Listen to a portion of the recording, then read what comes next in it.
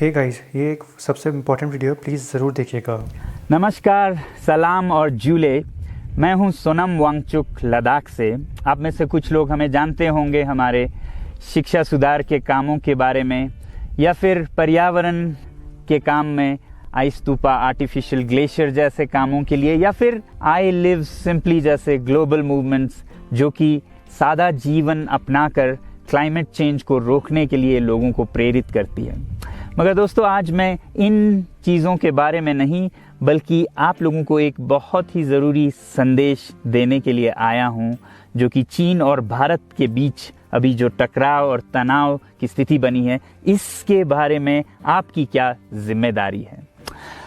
मैं लद्दाख में हूं और आप देख रहे हैं सिंधु नदी को बहते हुए यहाँ, और वो जो पहाड़ियाँ हैं उनके पीछे नुब्रा और चांगतांग के वो इलाके हैं जहाँ पर ये तनाव बढ़ता जा रहा है। हजारों सैनिक वहाँ ले जाए जा चुके हैं। सुनने में आया है चीनी वायुसेना के जहाज़ भी वहाँ तैनात किए गए हैं, और एक घंटे पहले भारतीय वायुसेना के जहाज़ भी मेरे ऊपर मंडरा रहे थे।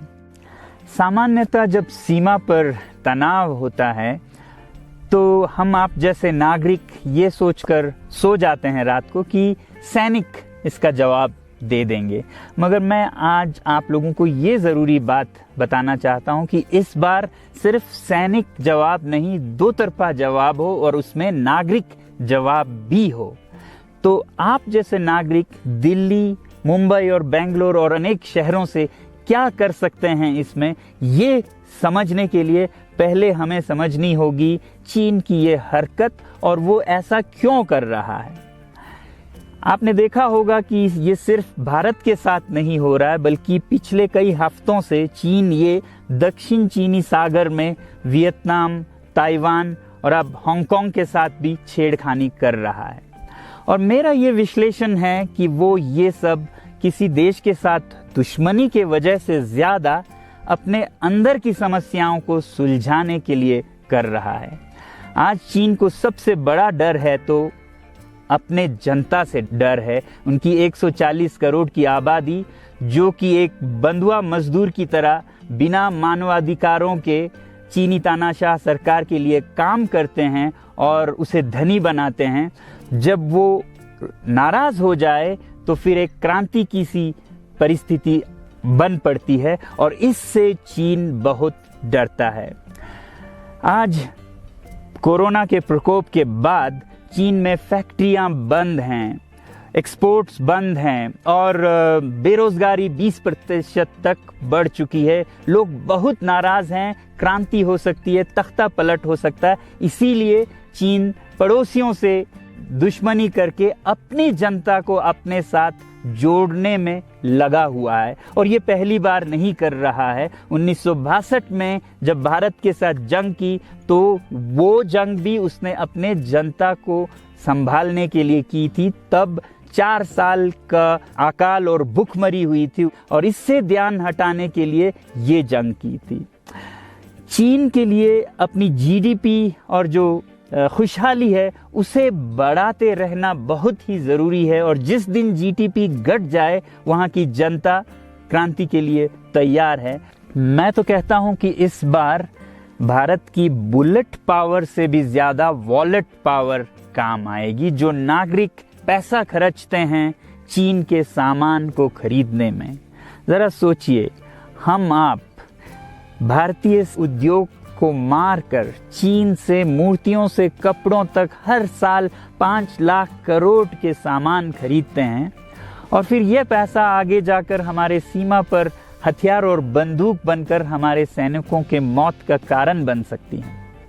तो इसलिए अगर हमारे देश के 130 करोड़ लोग और 3 करोड़ जो भारतीय बाहर के देशों में हैं, सब मिलकर भारत में और बल्कि दुनिया भर में एक boycott made in China movement या अभियान शुरू करते हैं, तो आज दुनिया भर में चीन के प्रति रोष है।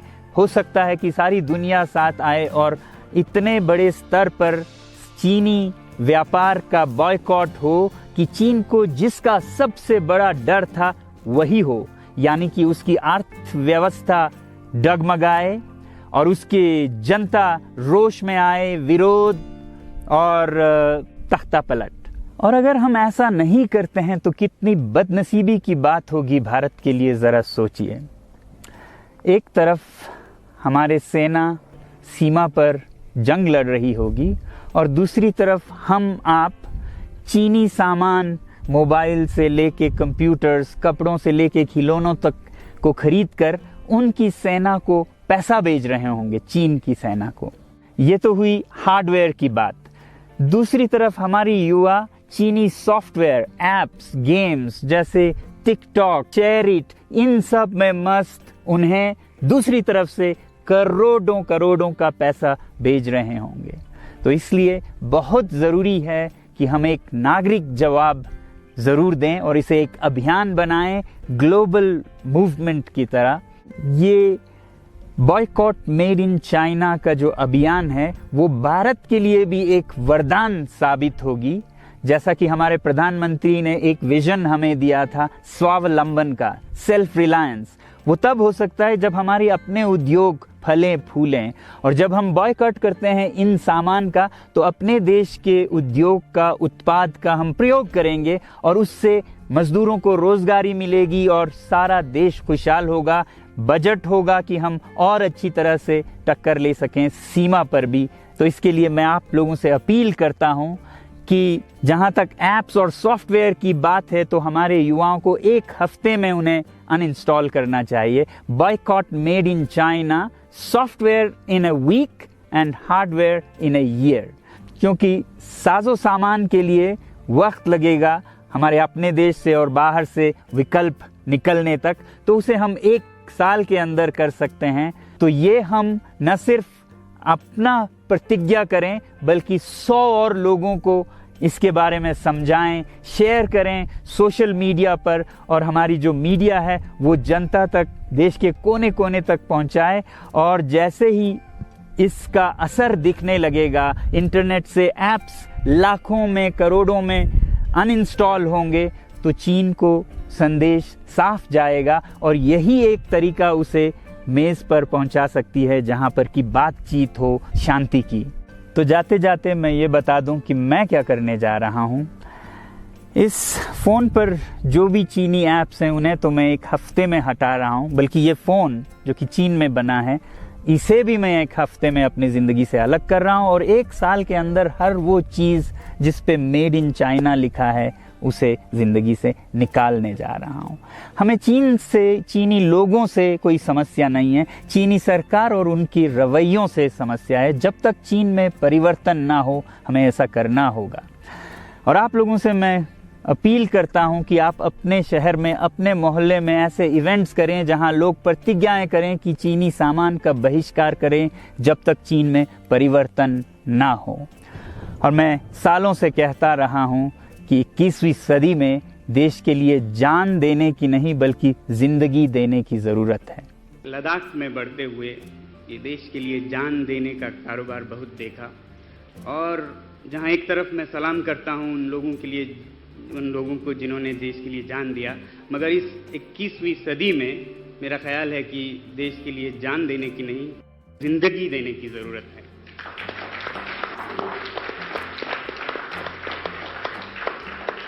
तो आप भी निभाइएगा अपना रोल। जय हिंद।